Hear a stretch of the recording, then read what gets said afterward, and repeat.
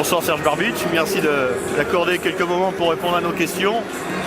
Alors de retour à Montbrison, ça fait du bien de revenir dans le cadre du tournoi de Pascal, parce que vous avez dû avoir quelques souvenirs de ce tournoi de Pâques. À l'époque, il y avait les seniors aussi.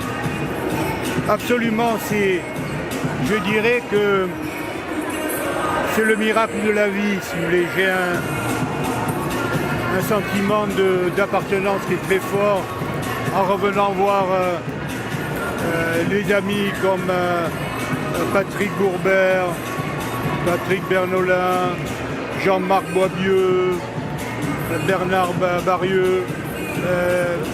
Disons que le sport amène à avoir des amitiés qui, même après 40 ans, restent solides. Et il y a un autre élément dans lequel j'ai été sensible quand j'ai passé une dizaine d'années dans la Loire, c'est d'avoir une population qui se caractérise par beaucoup de simplicité et d'humilité.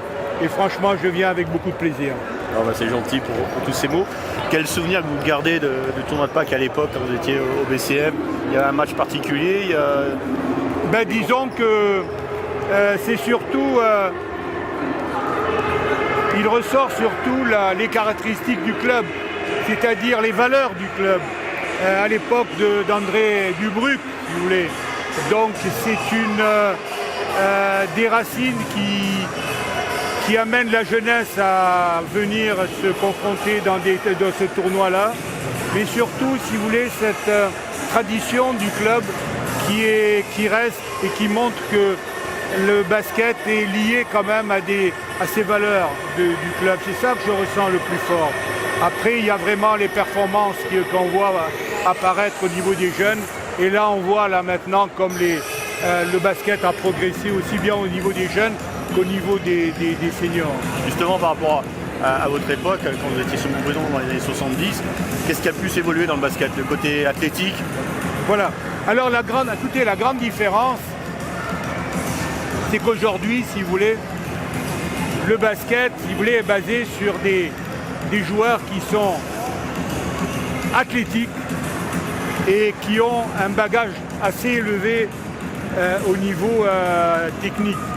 Donc c'est basé, pour rentrer peut-être un peu dans le détail, c'est le pick and roll à développer le duel à deux en fait. Donc on ne revoit plus le basket d'antan, que je ne regrette pas, mais qui était basé sur du collectif et sur lesquels les pivots étaient les piliers. Aujourd'hui, les pivots, on les voit sortir de la raquette, ils font des shoots à 3 points et ils ne sont plus les piliers de l'équipe. Donc le basket est devenu très physique et avec des talents, si vous voulez, dans lesquels on voit des expressions des joueurs qui sont remarquables quand même. Hein. Ils arrivent à faire des smash, ils arrivent à contrer au-dessus de la raquette, ils ont des adresses. Et puis là, un autre point qui a changé, c'est la valeur et l'importance des shoots à 3 points.